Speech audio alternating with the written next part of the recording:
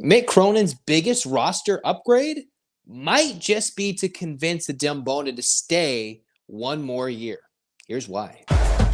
You are Locked On UCLA, your daily podcast on the UCLA Bruins. Part of the Locked On Podcast Network, your team every day.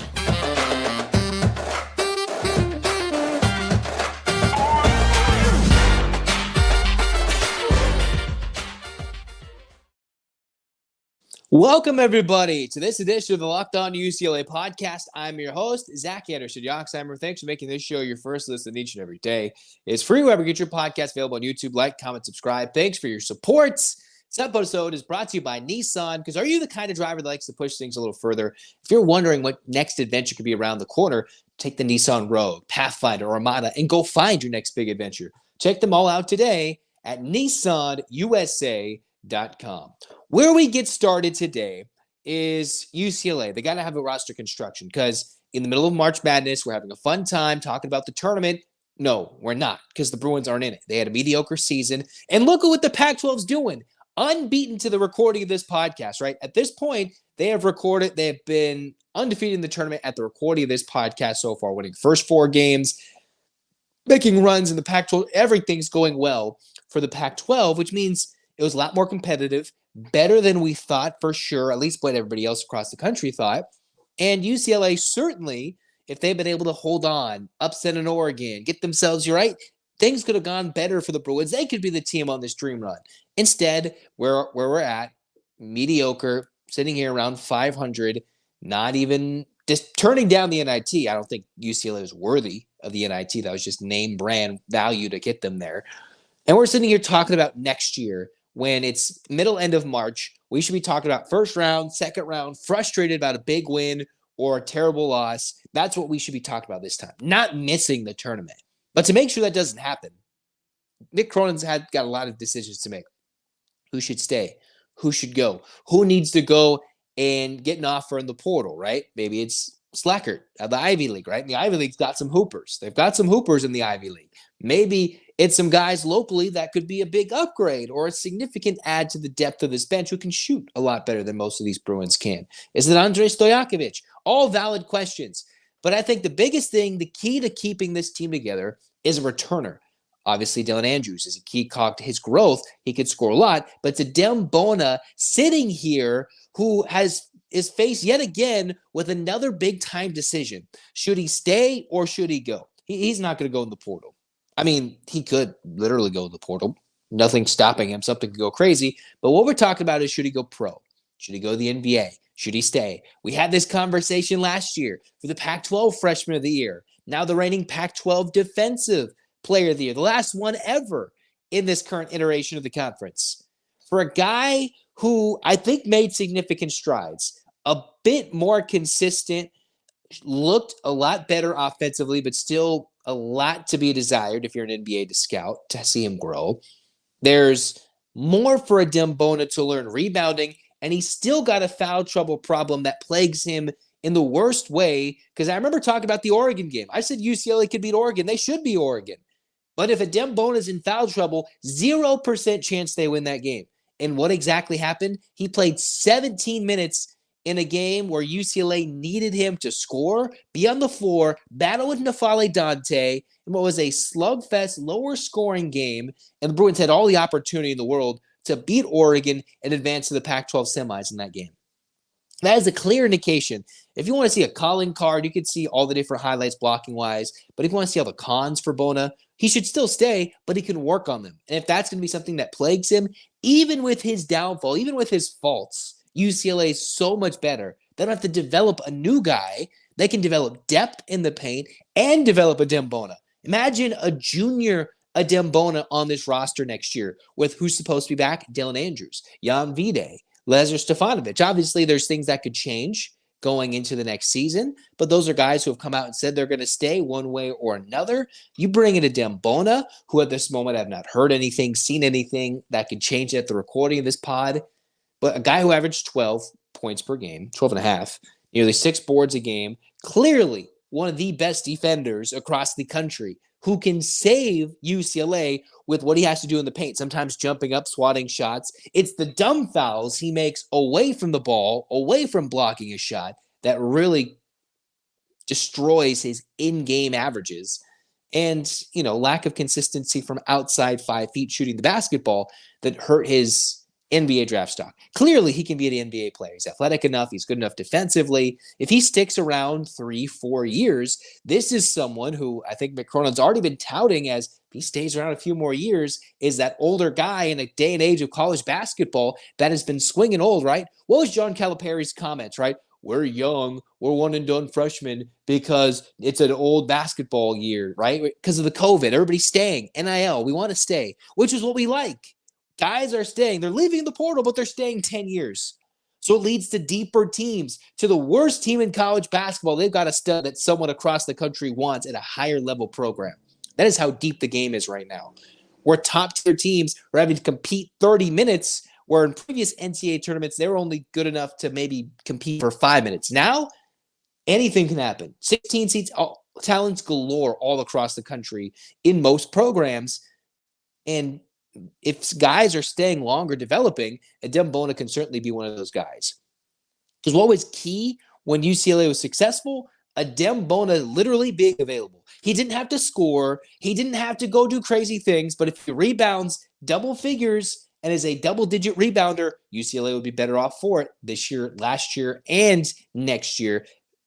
If he stays on the floor, imagine how much better they are. So if he stays and develops that even more and understands the game even more, then the Bruins will be set in the paint. If he comes back, automatically they're a Mick Cronin solid defensive team. Automatically, it's going to be tough to score in the paint. Automatically, you've got an elite force in the paint that you do not have to go looking elsewhere for. You just look at the man. You try to find some NIL donors. You try to find some people who can get the hookups and be like, hey, Bona, we want you to stay. You develop. You can still get money for staying here, continue your education, and then maybe after his junior year, he can be primed for a true first-round NBA draft pick status. I haven't looked at mock drafts at the moment, but I think, despite what Mick Cronin tried to tout, he's an elite NBA player probably after this year. He can go in the NBA. I promise you, he can. Somebody's going to pick him up, give him a look. But remember, let's point to Jules Bernard. Let's point to Johnny Juzang, who's had to work for an NBA spot. He's been called up. Let's look to Amari Bailey, who's had to deal with things, right? All these guys who try to leave. And there's more and more reasons to stay and become a much higher draft stock. And think, the G League Ignite, which is not really going to affect Bona, that's no longer a thing. So we're going to see more elite level, freshman level talent coming to college with the NIL, right? There's no more going pro and doing that thing. So if Bona stays a double-figure scorer, an athletic rebounder who leaves a lot to be desired if he can get better at that, and then an elite defender, where if he's not fouling guys 50 billion feet away from the basket, he is good. And even with his fouls, is such a presence there that teams struggle scoring in the paint. You're on the break for a layup, Bona might come chase you down and swat it 17 billion feet in the air. Him coming in, if Bona stays next year, all UCLA has to go after is guards. Yes, they need some depth. They would love if Mata stays to develop, or Bettor or both. Devin Williams to put on some weight so there's some actual depth behind Bona. But if you bring Adem back, if he is willing to come back one more year, you have a starting 5. It doesn't matter if the rest are developing or not. Mick Cronin doesn't have to waste his time looking for a center in addition to some good shooting three-pointer, some good three-point shooters across the country. Should he stay? Yes. Of course, I advocated last year. Now you see where all the pros, how all those guys did. Who's blossoming right now in the NBA in the Rookie of the Year conversation? Who is helping lead his team as a rookie? The guy who helped lead UCLA to newer heights in modern times, more consistency, and played 4 years for Cronin, got better. And now he's got the right fit, mid first round NBA draft pick, got the right fit, and he's thriving. He's not scrapping and clawing, making money in the G League, right? Which is still a decent living, but you want to make it to the NBA, right? That's what the goal is for a lot of these players.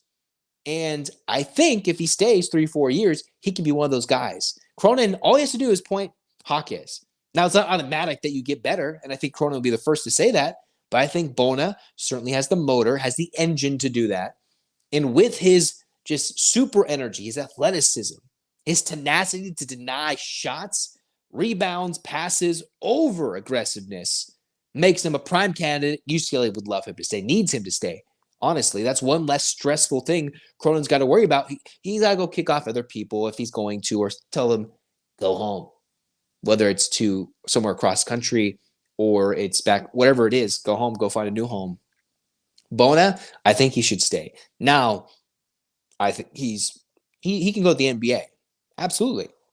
But imagine, would you rather go now? It's like that question, right? Do you want that $2 million now, or do you want that $200 million if you wait, you work at it, and you have that opportunity for something? Obviously, I'm not saying he's like a crazy supermax player, or will be, but do you want a taste of it now, or you can be prepared and ready for it in the future and better off for it, make some money now while still being in college, and solidify your future by becoming a better NBA prospect with one more year of seasoning, right? And just because he's older, automatic, teams might want to give him a look. Because who are the guys that are dominating? The seasoned guys who have been around, right? That's who really succeeds at the end of the first round and the second round of these NBA drafts. The guys who have been around college basketball, played, learn these situations, become winning players, and know how not to make the dumb NBA mistakes. And that's what Bona needs to avoid. Those silly fouls, become a more dominant rebounder. Because what's huge? Guys who can rebound. It's the big men who have reestablished themselves as dominant forces in the game. Now, Bona is not the size of Jokic or a healthy Embiid.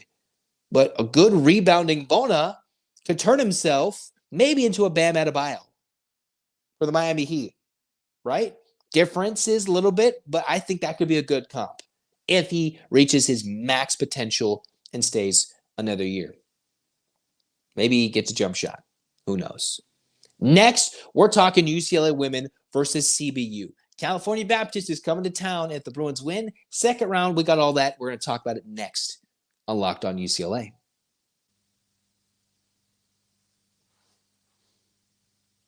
This episode is brought to you by the spring cleaning champions, Manscaped. This season, make sure to groom your carpets and the drapes with the leaders in below-the-waist grooming. Clear out that winter bush with Manscaped's Lawnmower 5.0 and watch your confidence bloom like the springtime flowers. Embrace the season. Join the 10 million men worldwide who trust Manscaped. With our special offer, go to manscaped.com and use the code LOCKEDON for 20% off and kick out of this, free shipping.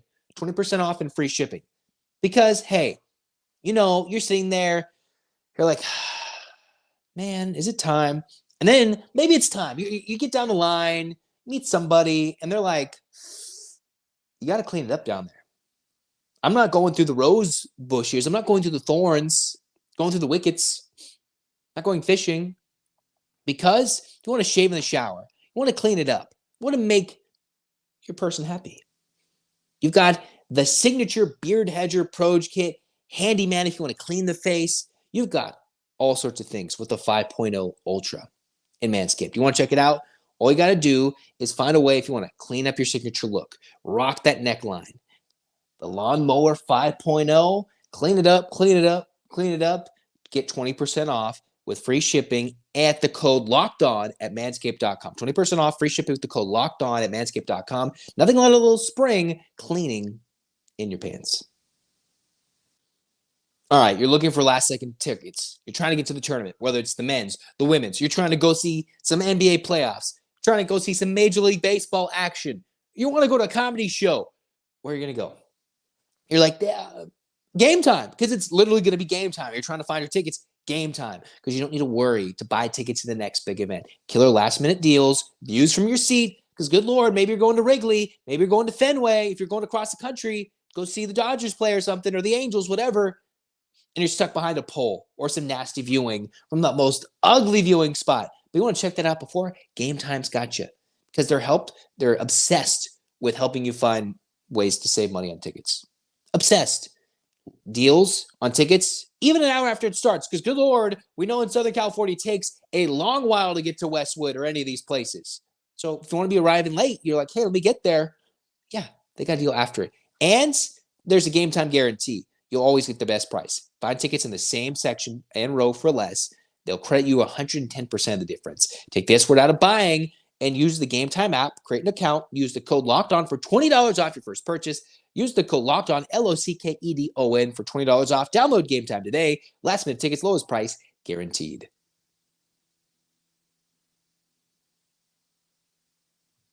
All right, cruising on in the second and final segment today for this Locked On UCLA podcast, because we are talking about the women's basketball team. They're in the tournament. They need the dream. We're going to be talking about them a lot, hopefully into April, deep into April, for this team that deserves it. They are top 5, top 6 team in the country. If you put it in a bracket, should have had them close to the Final Four, flirting with the national championship run, definitely in the second weekend, despite what will be an interesting battle versus CBU.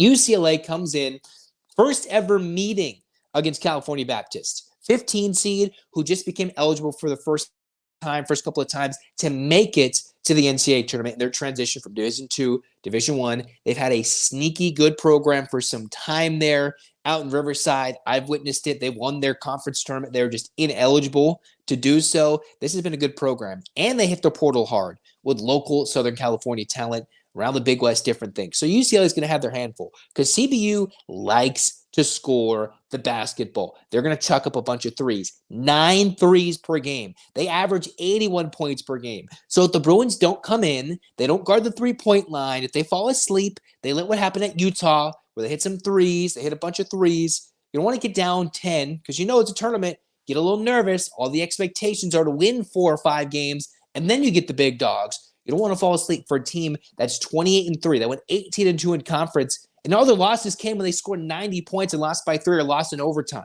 Something ridiculous, right? This is a Lancer squad that does give up 70 points. So I think UCLA is going to push 80 to 90 points in this game. I truly do. If they, for some reason, take their foot off the gas pedal and they're just going to slow it down, whatever, this is a game where I think the Bruins are going to have their way scoring the basketball. Now, I don't know who should be, whether they're just going to feed and establish bets, get her going. Maybe they want Jones to hit some shots. I think this would be a good game for London Jones to hit some threes. CBU, 32% from 3, 42% from the floor, but they're going to shoot them. They will shoot them, led by their 21-point per game scorer, transfer from Irvine, Chloe Webb, who's hitting about 37% of her threes. Right? You got Webb to look out for. You got Philippa Berros, who comes in 80% free throw shooter, 12 points per game. A CBU team that has different players averaging close to 10 points per game based on who's eligible, who's healthy. This is a team where if CBU is ready to go, they've got some dominant players. They got some players. Now, Berros didn't do too much in the end of their WAC tournament run. But they got players who are going to shoot threes. They're going to score. They're down big in their tournament, down double figures, came back to win by 1, right? Against Stephen F. Austin, 75-74. So this is a team that can rebound the ball a little bit. They can score. I think the Bruins will give up some points. Should be a win, but I've seen crazier things. And I was reading articles like, is this the day and age where we're going to start seeing more first-round upsets in the NCAA women's tournament? Maybe. I'd hope so. That would engage and bring in what's supposed to be a super incredible audience this year for the NCAA tournament on the women's side, on March Madness, in the Final Four, the Sweet 16, the Elite 8. Because if UCLA makes it to the Sweet 16, they're gonna have to beat LSU, and then a night later they're going to possibly face Caitlin Clark. So good Lord, make this game as quick and easy as possible and showcase that, hey, we're not nervous. We're not going to get tested in the first round. Because CBU, if you let them hang around and score, you don't get physical with them, they're going to shoot threes. They're quick. They run up and down the floor. That's the system they run. They like to score and get buckets. Now the Bruins establish London Jones. I'd like to see her shoot some threes. Feed the beast down low in terms of Lauren Betts. Feed her. Give her the rock. Get some buckets. Showcase your utter dominance in the paint. And I think UCLA should win this pretty easily, right? That's my thought. It's kind of interesting because generally these first-round games are not close. CBU, I think, will be a very intriguing game to watch, with UCLA basically the last game on the docket practically on a Saturday, and then you got a Monday game. So you worry about those games later. But for now, the Bruins got to make sure they score, keep up with the Lancers, and see, this is a test of their defense. Can they guard the three? Can they stop a high-flying machine that likes to score on a bad night when they're struggling to score? They're still putting up 75 points. When they're down, struggling, they still put up a bunch of points. So this is a good chance for UCLA to prepare defensively to guard the three, to find someone who can score 20 points per game like Chloe Webb, right? They got to stop somebody who can hit the shots, get buckets, and do all the big things they need to do. Because, LSU probably around the corner in Iowa. Obviously, there's crazy upsets that can happen. But those names or the teams who beat them right around the corner. But you got to get through the first weekend. Don't want to take it for granted. Some 2 seeds were going down. Some 1 seeds went down last year in the second round. So you still can't take it too much for granted. I do think the Bruins get this job done. I'm excited. We're going to recap that UCLA women's game when it's done. Whether it comes out late Saturday, early Sunday, we're going to talk about it. So be prepared for those reactions in the tournament, all tournament long. All right? And one last ad for you because, hey, gotta love it here on Locked On UCLA.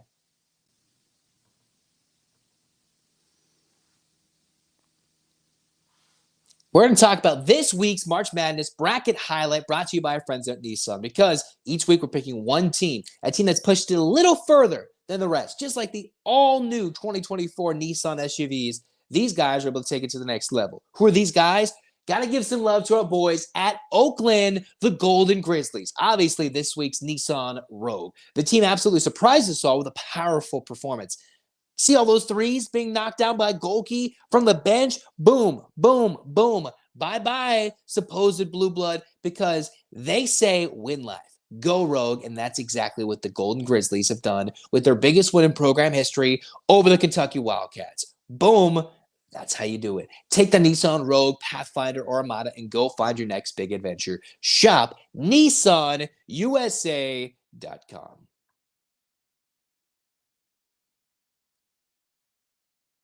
That's going to do it for us here at Locked On UCLA. Stay tuned for some reaction videos. We're going to talk some spring sports, more football, spring practice updates, and what is Cronin searching for? A new job? I doubt it. I said no to the new pick, but you never know. Guys to come back, who's to leave, who's coming, all that and more on Locked On UCLA. Hit that subscribe button. Thanks for your support. Hands up, Bruins fans. 8 clap time. Got to support the women. And 1, 2, 3, 4, 5, 6, 7, 8. UCLA. UCLA, fight, fight, fight. This has been Locked On UCLA. Zach signing off. Go Bruins.